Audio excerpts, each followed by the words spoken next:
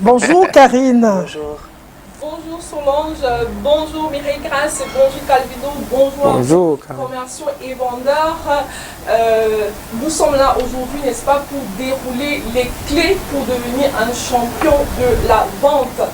Mais alors, au cours de cette présentation, nous allons tour à tour, n'est-ce pas, voir les éléments fondamentaux qui font en sorte, n'est-ce pas, qu'un vendeur, qui font en sorte qu'un vendeur, n'est-ce pas, lambda se différencie, n'est-ce pas, d'un champion de la vente. Nous allons nous appuyer notamment sur quelques exemples et, n'est-ce pas, afin que vous puissiez mieux comprendre de quoi, n'est-ce pas, nous parlons. Alors, je vais commencer par poser une question à Solange. Solange, pensez-vous que vous devrez être, n'est-ce pas, à ce niveau de votre carrière si, n'est-ce pas, vous n'aimiez pas ce que vous faites? Ah non, pas du tout. C'est la passion qui donne la force de faire ce qu'on fait. Si tu n'as pas la passion c'est plus que l'amour, c'est-à-dire aimer encore, aimer fois 100.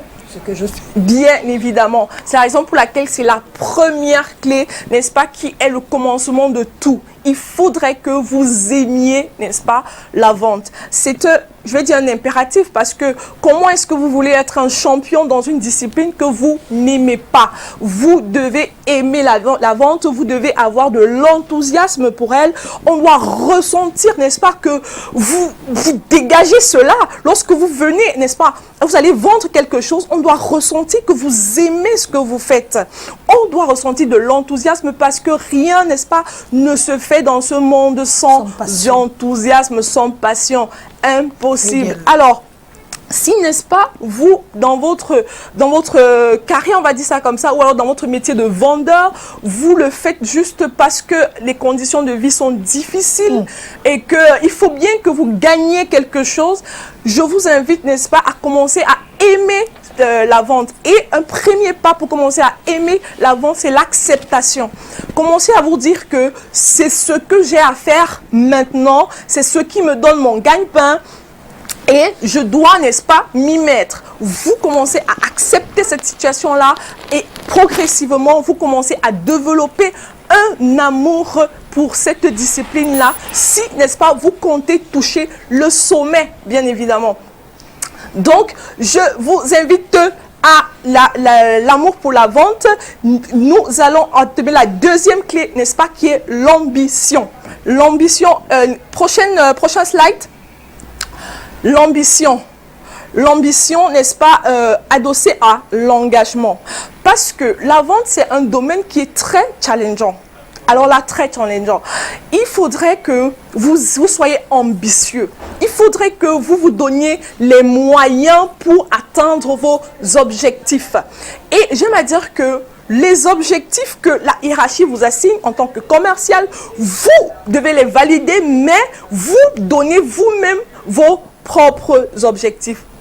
Vous devez les fixer et vous donner les moyens de les atteindre. Vous devez vous dire que je dois vendre plus parce que j'ambitionne être à tel niveau dans tel nombre d'années. Ce n'est pas normal qu'un commercial, je prends le cas des commerciaux en entreprise, qui, n'est-ce pas, entre dans une entreprise et qui n'ambitionne pas être plus tard un directeur commercial. Vous devez vous dire, dans 7 ans, je dois être un directeur commercial. Et ça va vous pousser, n'est-ce pas, à travailler. Et si vous êtes un commerçant, si vous êtes même un vendeur ambulant, vous devez avoir, n'est-ce pas, vos ambitions et vous dire que si vous êtes ambulant, vous dites que vous voulez avoir un magasin et vous vous donnez, n'est-ce pas, 1 an ou 2 ans pour avoir votre magasin. Si vous avez déjà un magasin, vous pouvez, n'est-ce pas, décider d'avoir plusieurs autres magasins ou pourquoi pas passer, n'est-ce pas, à la production. Donc, il faut réfléchir ainsi, il faut être ambitieux, vous donner, n'est-ce pas, vous assignez vous-même vos objectifs et décider de les atteindre. Et cela va passer par, d'abord, le premier, l'engagement. Lorsque vous vous engagez envers, n'est-ce pas, vous-même. Parce que vous savez que ce n'est que comme cela que vous pouvez, n'est-ce pas, atteindre vos objectifs. Parce que si vous n'atteignez pas vos objectifs, vous serez déçus. Et vous serez déçus de vous-même. Donc, je préfère que vous vous engagez envers vous-même parce que l'enjeu est même beaucoup plus grand que lorsque on s'engage envers, n'est-ce pas, une autre personne. Alors, je dirais que le prochain slide. C'est quoi? Ok. Ok, bon. Il y a un problème technique. Et de l'engagement. Oui, non, c'est après le prochain slide.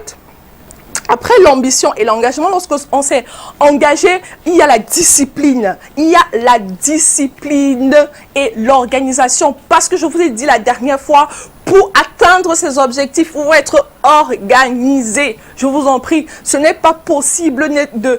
Il y a un problème lorsque vous dites que vous êtes ambitieux et vous n'êtes pas organisé. Comment est-ce que vous allez faire, n'est-ce pas, pour réaliser cette ambition-là? Vous devez être discipliné. C'est la qualité des champions parce qu'on ne peut pas être, n'est-ce pas, un désordonné, manquer de discipline et atteindre ses objectifs, atteindre un certain niveau. Je ne refuse pas qu'il y a des personnes qui ont des aptitudes naturelles, n'est-ce pas, à la vente. Vous pouvez être un bon vendeur, mais vous ne serez pas un champion si vous n'adossez pas à cela, n'est-ce pas, de la discipline et une organisation. Vous devez avoir notamment une méthode de vente. Si vous êtes en entreprise, normalement, dans une entreprise qui se respecte, votre hiérarchie doit structurer, n'est-ce pas, la vente et vous mettre, n'est-ce pas, dans une catégorie. Et lorsque vous êtes, n'est-ce pas, catégorisé, vous savez comment est-ce que vous allez fonctionner, comment vous allez vendre, mais vous devez avoir vous-même votre petite méthode de vente. Parce que, n'est-ce pas, dans la vente, il n'y a pas, n'est-ce pas, la place à l'improvisation. On n'improvise pas. Comme dans toute chose, si on veut être performant, on n'improvise pas. Dans la vente, même si vous êtes un vendeur, n'est-ce pas, en magasin où vous sortez, vous devez savoir que avant de sortir, je dois anticiper sur ma journée, je dois la planifier. Comment est-ce que ça va se passer? Quelles sont les objections auxquelles je peux faire face? Parce que vous connaissez déjà le terrain, vous savez qu'il y aura des personnes qui vont vouloir vous casser, il y a des personnes qui vont dénigrer votre produit, il y a des personnes qui vont vous dire que c'est trop cher. Vous devez anticiper, n'est-ce pas, sur toutes ces objections-là. Vous devez préparer votre argumentaire parce que vous savez où est-ce que vous allez. Vous avez, n'est-ce pas, une zone où vous vendez principalement, vous savez un peu quel est le profil, n'est-ce pas, de vos clients. Vous savez, vous avez des arguments pour, n'est-ce pas, argumenter avant de sortir de la maison. Donc, je vous invite vivement, si vraiment votre objectif est d'être un champion de la vente, de planifier, n'est-ce pas, vos activités. Et comme je le disais encore la dernière fois, la planification, elle va, n'est-ce pas, même jusqu'au jour le jour, donc quotidiennement. Vous devez planifier vos activités quotidiennement et assigner, n'est-ce pas, à chaque tâche une durée déterminée. Ça va vous permettre de vous orienter et de savoir que dans la journée, vous avancez vers quelque chose et au bout de la journée, vous avancez, n'est-ce pas, vers votre objectif. Et lorsque vous n'avez pas pu faire quelque chose, vous n'avez pas peut-être atteint vos objectifs pour une raison ou pour une autre, vous n'avez pas fait une tâche, vous n'avez pas peut-être appelé, n'est-ce pas, certains prospects, vous n'avez pas fait peut-être une relance client, vous devez vous dire, le lendemain, à la première heure, c'est ce que je mets sur ma to-do list. À la première heure, c'est la première chose par laquelle vous commencez avant de faire d'autres choses. Ça rentre dans la discipline et l'organisation. Oui, ça rentre dans la discipline et l'organisation. C'est l'organisation, la gestion, n'est-ce pas, de votre temps et de votre journée en général. Donc, ça rentre là-dedans. Pour la discipline, vous devez vous dire tous les jours que je dois faire ce que j'ai à faire, quel que soit, n'est-ce pas, ce qu'il arrive, au moment où je dois le faire. C'est ainsi. Ça doit être comme quelque chose qui qui vous, comment dirais-je ça, comme votre petit oxygène. Oui, ça doit vous brûler, ça doit être votre petit oxygène parce que si vous commencez à vous laisser un peu aller, vous dites aujourd'hui, bon, je vais pas... je vais un peu laisser couler, je ne fais pas trop ça. Non, non, non, non. Tous les jours, vous devez faire ce que vous avez à faire. Vous devez être focus sur votre objectif parce que vous voulez être un champion. Est-ce que vous savez, c'est un peu comme un athlète. Vous avez vu un athlète qui, un jour, il dit qu'il est fatigué ou alors il ne fait pas ce qu'il faut parce qu'il connaît les enjeux. Et vous-même, vous connaissez les enjeux. Vous savez que si vous ne vendez pas bien, vous n'allez pas bien vivre. Parce que le commercial, n'est-ce pas, sa rémunération est en grande partie reliée à ses objectifs de vente. Donc, si vous ne vendez pas, vous n'aurez rien. Pareil pour, n'est-ce pas, le vendeur. Donc, vous devez, n'est-ce pas, être discipliné et travailler jour après jour pour l'atteinte, n'est-ce pas, de vos objectifs. Prochain slide. Adéquation produit, service et image. Je vais poser la question à Calvino. Oui. Calvino, dites-moi, si vous entrez dans une banque avec l'intention, n'est-ce pas, de créer, de vous faire ouvrir un compte, et que arrivé dans cette banque, vous voyez des personnes en apparence négligées. Vous voyez, n'est-ce pas, des piles de documents là par terre. Vous voyez l'accueil qui n'est pas chaleureux. Pensez-vous vraiment que vous allez ouvrir le compte dans cette banque? Non, j'aurais peur. Je veux me dire qu'ils ne sont pas fiables. Voilà, c'est de ça qu'il s'agit. Ils ne sont pas fiables parce que là, il y aurait une inadéquation entre le service proposé et l'image, n'est-ce pas, qu'il renvoie. Voilà. Comment confier? Oui, vous ne serez pas en confiance. Vous ne serez pas en confiance et vous allez dire, mon argent ici n'est pas en sécurité. Alors que dans la réalité, et dans la plupart des banques, qu'est-ce qu'elles font? Quand vous entrez, tout le monde est beau. Il y a une harmonisation, n'est-ce pas, dans les tenues, il y a le dress code. Vous voyez, tout le monde est bien poli. En noir, en costume noir. Costume noir. Vous voyez un peu cravate, costume en haut. Avec une chemise qui est en général blanche ou alors, oui, claire. Et, n'est-ce pas, la couleur principale qui doit ressortir. C'est un peu cela, c'est comme ça que ça fonctionne. Ils prennent la peine, n'est-ce pas, que tout soit organisé. Ils prennent la peine de prendre de jolies demoiselles qui mettent à l'accueil. Quand vous arrivez, elles sont chaleureuses, elles sont courtoises. Parce que c'est ça, en fait, qui vous met en confiance. Lorsque vous arrivez dans cet état d'esprit-là, vous voyez ça, vous vous dites, ici, je peux confier mon argent à ces personnes-là. Donc, essayez d'être... une discipline dans cette harmonisation. Pardon? Je dis parce qu'on sent peut-être une discipline dans cette harmonisation. Oui, on sent la discipline, on sent le sérieux, on sent qu'on a affaire à des personnes qui savent ce qu'elles veulent, ce qu'elles proposent en fait, et qui sont capables de respecter leur engagement, parce que c'est de ça qu'il s'agit. Lorsque vous venez demander, vous venez déposer, n'est-ce pas, votre argent dans une banque, c'est parce que vous avez confiance en elle. Elle peut garder votre argent. Vous lui faites confiance pour votre argent. Parce que c'est de ça qu'il s'agit. Vous lui faites confiance. Et c'est la même chose lorsque vous êtes un commerçant. Imaginez que vous vendiez les repas. Prenons le cas d'une dame qui vend les repas. Elle vend le repas, comme je vois, très souvent maintenant, livraison de repas dans les bureaux et tout. Elle vend les repas, mais vous commandez le repas. Quand elle arrive, vous regardez la dame, elle ressemble à une personne qui a faim. Excusez-moi. Elle est sale. Elle-même n'est pas propre. Elle ressemble à une personne qui est elle-même affamée, mais vous vend des repas. Donc, vous voyez que ce n'est pas cohérent. Ce n'est pas cohérent. Et des exemples comme ça, il y en a par milliers. Donc, faites l'effort de ressembler à ce que vous proposez. D'où cet adage, l'image est la clé du succès. L'image est la clé du succès. Pourquoi? Parce que lorsque vous sortez, si vous êtes commercial, vous représentez votre entreprise. Si vous êtes un vendeur, vous représentez ce que vous vendez. Imaginez une femme qui vient vous vendre, je ne sais pas trop quoi, un illuminateur de teint, alors qu'elle-même, sa peau, ça ne donne pas. Donc, Karine, s'il te plaît, pour se consoler souvent au quartier, ils ont l'adage qui dit « Un bon menuisier n'a pas les chaises sur lui ». Non, un bon musicien non, doit non, avoir non, les non, meilleures, n'est-ce pas, chaises. chaises chez lui. Voilà. Ça La n'a preuve, pas de la sens. plupart des vendeurs de vêtements sont les plus sapeurs Les plus chauds. bien au sûr. monde. Ah, clair. ça, c'est Au clair. monde. Et- Quand et- tu vois un vendeur d'habits, c'est d'abord son sur corps. lui. Parce que ça, c'est Il un incitatif terrible. Celui qui vend les vêtements, n'est-ce pas, lorsqu'il aborde son vêtement, on peut voir ça, un client potentiel peut apprécier Acheter même. et dire, moi, je veux la même chose. Parce qu'il a déclenché quelque chose, n'est-ce pas, chez, n'est-ce pas, ce client-là. Donc, c'est de ça qu'il s'agit. Il faut refléter votre produit ou votre service.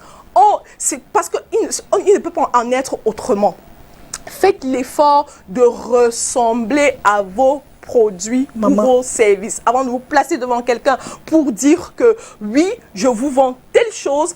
Assurez-vous que, n'est-ce pas, vous ressemblez et vous reflétez, n'est-ce pas, cela. Je prends un dernier exemple. Par exemple, une personne qui vous vend des dentifrices. Est-ce que c'est sérieux de voir une personne qui vous vend des dentifrices qui a des dents, qui est Noir. censée, n'est-ce pas, blanchir un dentifrice blanchissant, qui est censé blanchir des dents, mais lui, il a des dents jaunes. Ce n'est pas sérieux. Ce n'est pas sérieux. Je Il faut- n'ai pas encore prêté attention non, à ce il faut vendeur arrêter. d'identité. Et c'est ce qu'il se passe en fait.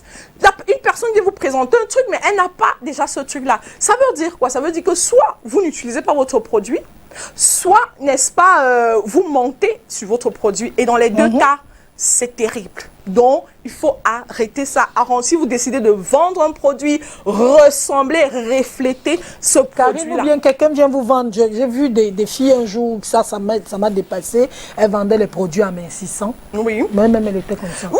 Mais elle te dit que ça a fait maigrir. Ça fait maigrir. c'est- On lui a posé la question que ma chérie, tu devais être le premier consommateur de ton produit. Elle dit non, ça coûte cher, je ne peux pas. Ok, nous on ne prend pas. C'est vrai, ça n'a pas de sens. de Elle voir cherchait une l'argent de la personne- banane malaxée. Ouais, ça n'a pas une personne, ça n'a pas de sens de voir une personne qui est Ouais. bien enrobée, qui vous vend un produit amincissant. S'il y a une incohérence, une inadéquation, pardon, entre, n'est-ce pas, le produit proposé et l'image, n'est-ce pas, qu'elle renvoie. Parce que leur patron, il y a aussi que les patrons, il faut préciser, les patrons, tu viens de faire la promo des produits amaigrissants. Ton patron est tellement chiche et méchant que te donner ça que tu utilises, parce que ça va lui faire Un manquant. c'est le moment pour nous de dire au patron, là, quand vous envoyez vos communicateurs, donnez-leur les produits qu'ils utilisent. Ça. Et c'est vrai. Et c'est vrai parce qu'il y a un cas, n'est-ce pas? Il y a un cas qui est palpable dans la ville où on a des commerciaux qui ont des sacs, ils sont tellement fatigués, ils ont une image négligée, mais ils vous vendent des produits, ils sont là. Ils ont faim. Maman, la famine veut les tuer. Ouais, ils ont faim. Il faut faire vraiment, vous, Solange, vous avez raison, il faut vraiment que les patrons fassent de l'effort parce que c'est un investissement pour qu'il y aura retour. Lorsque vous le faites, vous investissez un peu sur votre commercial pour qu'il ait une belle allure, pour que, n'est-ce pas, il reflète le produit. Il y aura un retour. Il y aura un retour. Donc, faites ce petit effort-là, je dirais, et vous aurez, n'est-ce pas, de bons résultats. Prochain slide. Prochain slide. Prochain slide. L'amour plein. Non, ça c'est le début. Bon, Le prochain slide, c'est quoi? je pense que c'est les relations. Prochain slide. Les relations. Les relations. Lorsque vous avez décidé d'être un vendeur, vous devez développer un sens poussé, n'est-ce pas, dans le relationnel. Comment est-ce que vous allez vendre si vous ne connaissez personne? Comment allez-vous vendre? Dites-le moi. Il faut pouvoir, n'est-ce pas, développer des relations avec des personnes. Savoir aller, n'est-ce pas, dans des séminaires, savoir aller, n'est-ce pas, dans des foires, savoir aller, n'est-ce pas, dans tout ce qui, n'est-ce pas, correspond à votre, où est-ce que vous pouvez trouver, n'est-ce pas, votre cible. Vous allez là-bas. Par exemple, il y a des commerciaux qui sont très malins. Et je vous invite, n'est-ce pas, à être ainsi parce qu'avec ça, on gagne. Lorsque vous savez que vous avez une cible, par exemple, un directeur commercial que vous voulez toucher ou alors un DAF ou un DRH, vous faites quoi? Vous ciblez votre personne là et vous essayez de voir, n'est-ce pas, quelles sont, n'est-ce pas, ses habitudes. Vous étudiez, n'est-ce pas, ses habitudes. Si cette personne-là a pour habitude d'aller dans une salle de sport X, vous allez dans la salle de sport là. C'est vrai. Et si, n'est-ce pas, ce DG ou alors ce DAH, il a l'habitude, n'est-ce pas, d'aller dans les casinos, vous devez aller dans ce casino-là. Parce que vous savez ce que vous partez rechercher. Ne commencez pas à dire, non, moi je ne pars pas dans les casinos. Moi, vous allez faire comment? Parce qu'il y a de fortes chances que si vous allez comme ça en franc, vous n'allez pas déjà le pouvoir être reçu par lui. La procédure sera longue, surtout lorsqu'on parle en business to business. N'est-ce pas? Le cycle de vente, il est lent. Donc, si vous avez la possibilité de pouvoir toucher directement, de faire ami-ami, n'est-ce pas, avec votre cible, avec le décideur de l'entreprise, ce serait intéressant. C'est la raison pour laquelle on revient à ça, l'image. On revient à l'image. Il faut pouvoir investir sur vous. Parce que si la personne aime le golf, il faudrait que vous soyez aussi à même d'aller payer pour... Mais Karine, je vais vous raconter une histoire, vous allez peut-être sourire. Oui. Je calculais quelque chose un jour et je ne savais pas comment faire pour entrer en contact parce que je ne voulais pas passer par la secrétaire qui va te faire attendre et tout ça. Et quand j'ai su que la personne que je voulais voir devait être présente à un événement, une soirée, tout ça, j'ai dit, je vais aller à cette soirée. Je suis arrivée, j'étais super bien habillée. Je suis venue, je me suis présentée. Parce que quand on est détendu dans une soirée, on a bu, on a mangé, on est plus réceptif. Je suis venue vers la personne, je me suis présentée, bonsoir. Et la personne m'a donné sa carte de visite dans la joie. Parfois, c'est en boîte de nuit. Parce que c'est dans cette atmosphère. La plupart de mes invités, justement, que j'ai souvent eu des VIP, c'est dans des boîtes de nuit, quand j'arrive, on est dans une sorte de « bonjour, je suis tel », on fait les présentations et il vous remet sa carte, il vous remet son numéro. Ça se passe de façon cordiale. Le lendemain, quand vous l'appelez, ça reste toujours dans la cordialité et vous profitez donc pour... Justement, et c'est ça la clé. La clé, c'est de pouvoir sortir du formel à l'informel pour pouvoir obtenir ce que vous voulez. Vous ne pouvez pas toujours aller dire non, je vais aller déployer mon dossier, je vais prendre rendez-vous. Ça va être très compliqué. Donc, essayez de réfléchir, n'est-ce pas, et d'essayer de vous créer des relations qui vous permettront, n'est-ce pas, d'atteindre facilement vos objectifs. Vous n'imaginez pas la puissance du réseau. Le réseau, c'est très important. Combien, n'est-ce pas, de contrats on parvient, n'est-ce pas, à avoir simplement en connaissant quelqu'un ou alors lorsqu'une personne nous recommande. C'est important, vous ne devez pas négliger le volet relationnel parce que c'est très, très, très important. Imaginez-vous, je prends encore l'exemple d'une dame qui vend, n'est-ce pas, les repas. Vous vendez les repas. Vous, en général, n'est-ce pas, vous pouvez vendre 10 à 20 plats par jour. Mais lorsque vous connaissez, par exemple, une personne, par le plus grand des hasards, vous connaissez une personne, n'est-ce pas, qui est dans une grande entreprise, un grand compte, et que cette personne-là vous dit, OK, venez gérer le restaurant de notre entreprise. Votre vie va changer. Mais bien ça, sûr. c'est clair.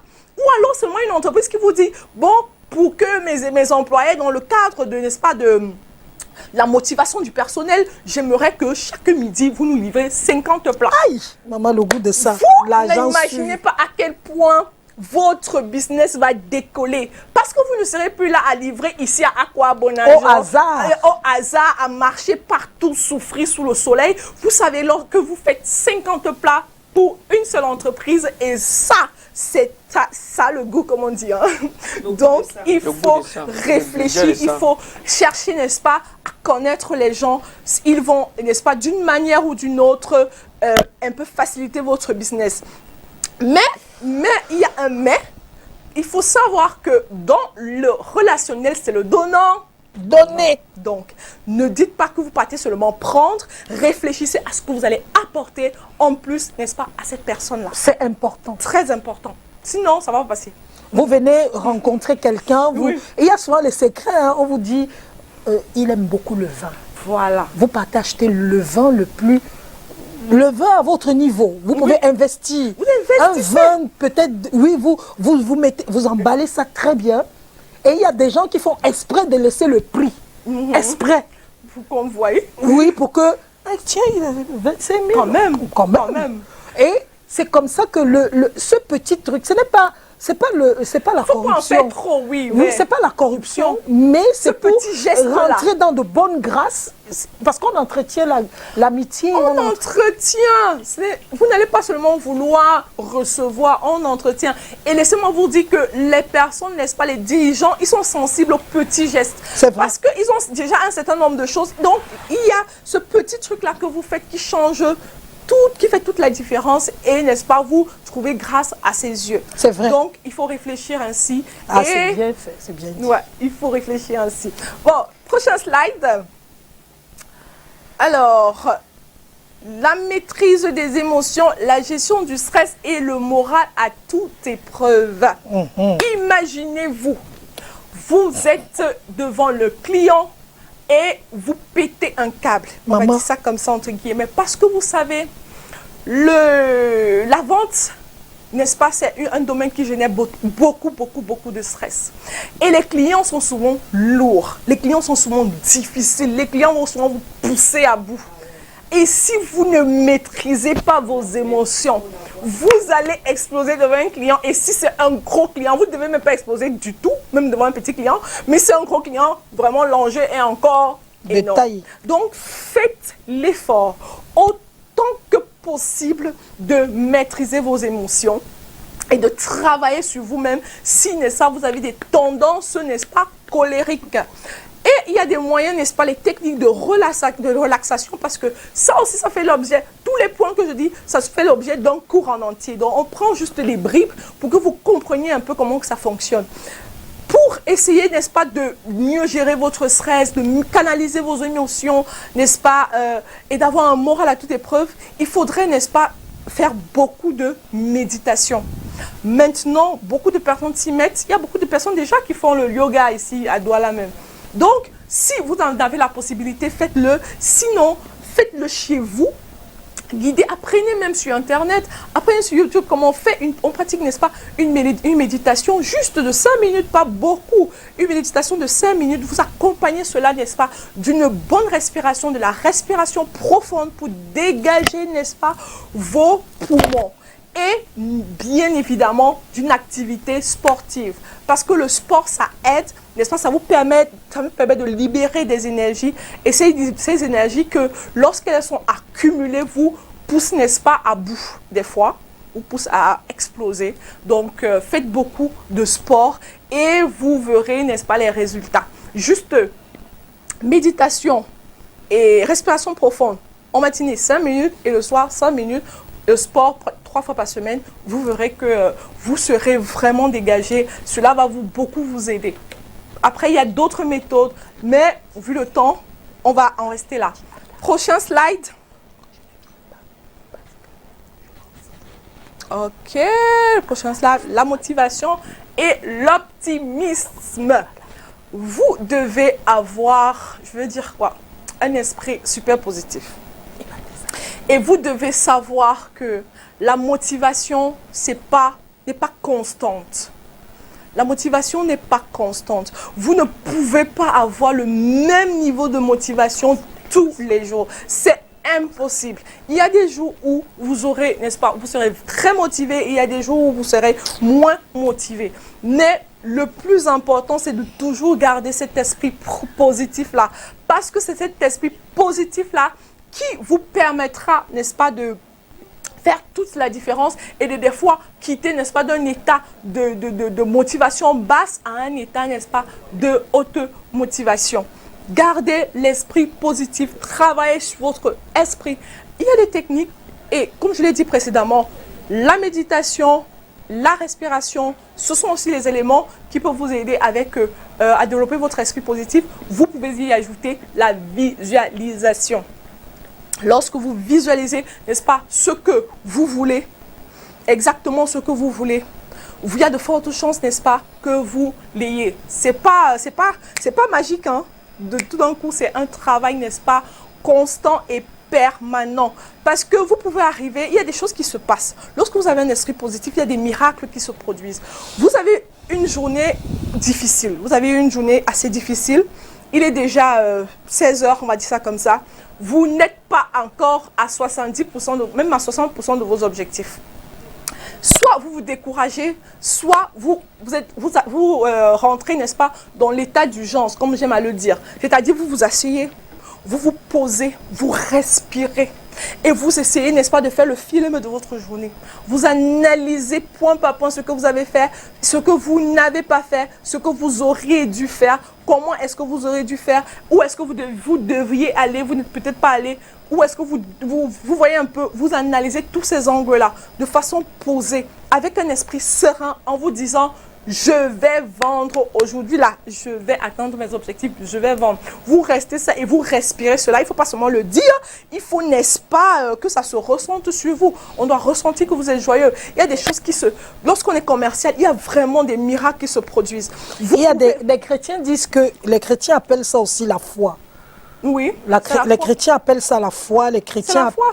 Oui. Il y a des gens qui disent, au lieu de faire du yoga, je vais lire un verset biblique. Je vais mettre une musique qui va me... Qui va un peu vous aider. Oui, et c'est comme ça qu'il... Oui, parce que la musique aussi, ça aide beaucoup. Oui. La musique, la bonne musique, vraiment, pas... Pas le bruit. La bonne musique, n'est-ce pas? Si vous êtes religieux, pourquoi pas? Vous le faites. C'est en fonction, n'est-ce pas, des croyances de chacun. De chacun. Oui, donc vous faites ce qui vous convient. L'essentiel, c'est que le résultat soit le même. Donc, comme je le disais, vous pouvez avoir ce qu'on appelle un miracle. À la dernière minute, n'est-ce pas? Une personne arrive là et elle vous prend, n'est-ce pas, tout votre stock de la journée. Et ça, vous rentrez, n'est-ce pas, joyeux. Vous allez dire c'est un miracle, mais c'est vous qui avez provoqué cela. Parce que si vous n'étiez pas dans le bon état d'esprit, croyez-le ou non, vous ne deviez pas voir ce client-là. Ce miracle n'allait pas se passer. Donc, gardez toujours la tête haute. Next, prochain slide. L'entraînement régulier. Ça, j'en ai déjà même un peu évoqué lorsque je parlais de discipline et d'organisation. Est-ce que vous avez déjà vu un sportif de haut niveau qui ne s'entraîne pas? Ou alors un artiste musicien qui ne s'entraîne pas? Même pour venir vous parler à la télévision, je me suis entraînée. Donc, il faut s'entraîner pour venir, pour faire quand même quelque chose pour atteindre un certain niveau. Vous voyez un peu, il faut s'entraîner tout le temps. Moi, jusqu'à aujourd'hui, je continue à m'entraîner lorsque, n'est-ce pas, je vais en clientèle parce qu'il faut que je sache exactement comment est-ce que, n'est-ce pas, cet entretien-là va se dérouler. Et il faut s'entraîner de façon aussi individuelle, mais aussi en équipe. En équipe, c'est la raison pour laquelle le prochain slide, n'est-ce pas, c'est... le travail en équipe. Vous ne pouvez pas être en commercial et dire que vous voulez travailler seul. Cela va être pénible pour vous. C'est la raison pour laquelle des fois, on vous met deux par deux, on met deux par deux les commerciaux. C'est pour que, n'est-ce pas, le travail soit un peu plus facile. Mais lorsque vous devez faire un entraînement, vous devez être entre vous. Vous êtes une équipe, la force de vente, vous êtes une équipe peut-être de 10 personnes. Vous devez, n'est-ce pas, vous entraîner entre vous parce qu'il ne faut pas oublier que vous êtes dans une concurrence positive. Je sais qu'il y a beaucoup de compétition entre les commerciaux, entre les vendeurs en général, mais il faut comprendre que la plus grande compétition, c'est envers vous-même. C'est pas envers l'autre, c'est envers vous-même. Et, n'est-ce pas, savoir que vous êtes dans la même équipe et vous êtes, n'est-ce pas, dans une concurrence positive, saine, comme vous le dites si bien. Donc, entraînez-vous ensemble et demandez, n'est-ce pas, les feedbacks de vos collaborateurs. Cela va vous permettre, n'est-ce pas, d'évoluer progressivement, de vous améliorer votre speech, vous voyez un peu, c'est un peu ça. Si vous ne travaillez pas régulièrement, il y a de fortes chances que vous n'atteignez pas un certain niveau. Vous pouvez vendre. Je n'ai pas dit que vous ne pouvez pas vendre si vous n'entraînez pas. Hein. Vous pouvez même vendre, mais vous n'allez pas atteindre un certain niveau. Nous sommes en train de parler des personnes qui ambitionnent être des champions. Et un champion, il s'entraîne régulièrement. Pas aujourd'hui et après 2 mois, non. Chaque semaine, vous devez vous entraîner au moins une fois. Accompagné, n'est-ce pas, de l'activité physique dont je vous parlais et de tout, et de ces petites astuces que je vous ai données, vous verrez que déjà, en termes de votre esprit, votre corps se sentira mieux, votre esprit se sentira mieux et vous pourrez, n'est-ce pas, donner plus de vous-même. Le prochain slide. Alors, non, ça c'est, j'ai déjà introduit cela. Donc, le prochain, je ne sais pas trop ce que c'était. Alors, prochain slide. Oh, la gestion du rejet, la patience et la persévérance. Donc, en tant que commercial, c'est dur, hein? Il y aura des noms. Et vous devez accepter ces noms. Il y aura des noms et il y en aura beaucoup. On peut dire ça comme ça. Il y aura beaucoup de noms avant d'avoir le oui. Oui, bien sûr, il y aura des noms. Mais maintenant, vous devez comprendre qu'il y a des noms qui peuvent se transformer en oui. Donc, il vous faudra de la patience et de la persévérance.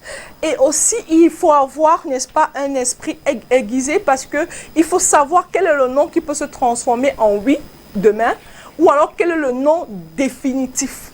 Il y a des gens que c'est un nom, ils ne vont jamais acheter parce que déjà votre produit, n'est-ce pas, ne répond pas à leurs attentes.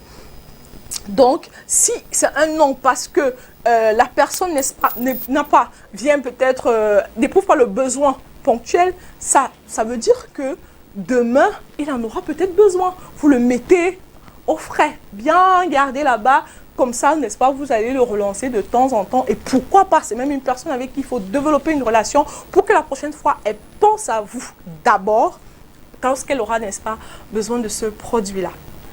Et, n'est-ce pas, la persévérance. C'est un, je vais dire, c'est un impératif en fait. Vous ne pouvez pas être un commerçant ou un commercial, vous n'êtes pas persévérant. Vous n'êtes pas persévérant parce qu'il y a des périodes vraiment où c'est difficile. Et vous devez trouver les voies et moyens pour vous en sortir. Il y aura des périodes où ça sera difficile. Imaginez-vous, avec cette pandémie, il a fallu que tout le monde se réadapte.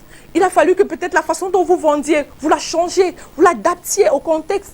Il y aura des périodes difficiles, mais vous savez que c'est au bout de l'effort, n'est-ce pas, c'est au bout, n'est-ce pas, le succès est au bout de l'effort. Vous savez que le succès, n'est-ce pas, est au bout de l'effort. Donc vous devez toujours aller de l'avant, toujours persévérer, être patient quand il le faut, parce que en même temps, vous devez réagir, n'est-ce pas, quand aussi il le faut. Ce que je vais ajouter, n'est-ce pas, en tant que champion, c'est de savoir conserver, n'est-ce pas, ses clients. Donc, il est bon d'avoir des clients, mais il faut savoir, n'est-ce pas, les conserver. Il faut savoir les fidéliser. Il faut savoir, n'est-ce pas, tout faire pour qu'ils restent, non seulement ils restent en portefeuille, mais également qu'ils deviennent des prescripteurs qui recommandent vos produits. Donc, c'est important de faire cela. Ne dites pas que non, c'est vrai, en entreprise, il y a déjà de plus en plus d'entreprises qui ont, n'est-ce pas, ce volet gestion de la relation client, mais vous déjà, la relation avec celui à qui vous avez vendu directement votre produit. D'abord, parce que lorsqu'il y aura un problème, c'est vous qui va appeler en premier. Il ne va pas appeler d'abord le service client, non. Il va vous appeler vous et vous devez réagir, vous devez le satisfaire, vous devez tout faire pour que, n'est-ce pas, il trouve satisfaction. Et, n'est-ce pas, qu'il soit, n'est-ce pas, un prescripteur qui recommande votre produit et pourquoi pas plus tard un ambassadeur, n'est-ce pas, de votre marque. Alors, le dernier élément qui, pour moi, je dis, c'est la clé des clés. J'ai appelé ça la clé des clés, pourquoi? Parce que lorsque l'on veut vendre, c'est bien, je vous ai parlé, n'est-ce pas, de toutes les aptitudes, de savoir-être. Je vous ai parlé beaucoup plus, mais il y a des éléments que l'on doit comprendre. Il y a des éléments que l'on doit comprendre si l'on veut vraiment vendre. Et ces éléments-là, je vais dire, il y en a plusieurs, mais il y en a deux qui sont très importants. Le besoin de vos clients. C'est pourquoi dans les étapes de la vente, il y a une analyse de besoin. Mais encore, vous devez d'abord comprendre, ou alors vous devez, c'est le besoin, il n'a pas lancé. Vous devez voir si votre produit... C'est le besoin. Le besoin. Oui, c'est le besoin. Le besoin. Non, c'est la clé des clés. La clé des clés. Là, j'ai écrit ça comme ça, la clé des clés. Donc, vous devez savoir et vous devez évaluer, vous devez voir, n'est-ce pas, si votre produit, votre service correspond à, n'est-ce pas, un besoin précis. Si votre produit apporte une solution à un problème précis. Parce que ce n'est que comme cela que vous allez pouvoir vendre véritablement. Si votre produit, votre service ne vient pas en solution à un problème, vous aurez des difficultés. Et si vous associez à ça, n'est-ce pas, le must qui est l'émotionnel, donc les émotions. Parce que comme vous le savez, on achète plus par les émotions que par la logique. C'est un fait. Lorsque un client, on va dire, une personne, n'est-ce pas, ressent une certaine émotion, elle est, n'est-ce pas, poussée, n'est-ce pas, vers l'achat. Et ça se passe comment? Il y a des émotions, il y a différentes émotions, il y a les 6 émotions principales que vous connaissez. Si vous décidez d'actionner, n'est-ce pas, sur la peur, par exemple, comme ça se fait, n'est-ce pas, dans les soldes ou les promos, on actionne sur la peur parce que ça marche très bien. Le client, n'est-ce pas, ou le prospect, il va se dire, ah, il y a une occasion, je risque de rater, n'est-ce pas, cette opportunité. Il va sentir, n'est-ce pas, il va se mettre dans l'urgence. Il va se mettre dans l'urgence et il va acheter. Ça va, n'est-ce pas, motiver son achat rapide, je dirais. Donc, essayez de réfléchir comme ça et en vous appuyant, n'est-ce pas, sur une émotion particulière. Prenons l'exemple, n'est-ce pas, des soldes. Pourquoi est-ce que le Black Friday, le jour du Black Friday, il y a un pic de vente? Il y a un pic de vente parce que les gens se disent que s'ils ratent le Black Friday, ils vont rater vraiment de bonnes opportunités. Donc, ils veulent saisir ces opportunités-là. C'est pour ça que le Black Friday, les gens achètent beaucoup. Pareil pour les soldes. Si on se lève, je sais pas, un magasin se dit un jour, bon, il y a les soldes sur toute l'année. Vous pensez que les gens vont aller se tuer pour aller acheter? Non, parce qu'ils savent qu'il n'y a pas cet état d'urgence-là. Il n'y a pas cet état d'urgence, donc ils ne vont pas se presser. Alors que lorsque l'on dit qu'il y a une promo, ça finit, là, dans 24 heures, 48 heures, il y a cet état d'urgence-là, et bam, tout le monde, n'est-ce pas, se rue pour acheter cela. Donc à ce moment-là, on fait plus de gains alors, quand pour celui qui a son produit, qui fait ce genre de publicité. Oui, qui fait ce genre de publicité, il a plus de gains parce qu'il va inciter, n'est-ce pas, il va inciter les clients, les clients potentiels, n'est-ce pas, à vite acheter, sachant que la promo ou alors cette offre sera n'est valable que pour 48 heures. Il va se mettre dans un état d'urgence. Pareil, n'est-ce pas, lorsque vous voulez acheter un véhicule. Est-ce que vous achetez le véhicule? Vous savez que vous avez un besoin de véhicule. Mais maintenant, lorsque vous allez acheter un véhicule, vous voulez choisir, le vendeur va vous proposer, n'est-ce pas, d'essayer le véhicule. Lorsque vous essayez le véhicule, vous vous sentez vraiment, à ce moment-là, ce n'est plus la logique qui parle. Ça, ce sont déjà les émotions parce que vous achetez maintenant le confort, vous achetez, n'est-ce pas, la sensation que vous avez, n'est-ce pas, en étant dans ce véhicule-là. C'est ça que vous achetez. Et à ce moment-là, vous pouvez dépasser le client, peut dépasser son budget. Parce que s'il avait prévu seulement 10 millions pour son véhicule, à ce moment-là, il peut aller jusqu'à 12, 13 parce que lui, il ne réfléchit pas. Il est en train de... Il ressent quelque chose et il dit, je veux ce véhicule-là. Voilà. Merci beaucoup, Karine. Bravo, Karine. Merci. Donc, la semaine prochaine, on sera encore ensemble. La semaine prochaine, on sera ensemble. Je suis heureuse, n'est-ce pas, d'avoir partagé cela avec vous. N'oubliez pas que la clé, la dernière des clés, la plus importante, c'est de mettre en pratique. Mettez cela en pratique parce que, n'est-ce pas, théorie sans pratique ne sert à rien. Elle est vaine. Alors, je vous retrouve mercredi prochain. Voilà, merci en tout cas. Merci. Merci beaucoup Karine. On va se retrouver demain pour une autre édition. Portez-vous bien. Bon appétit. Ciao, ciao. Ciao, ciao.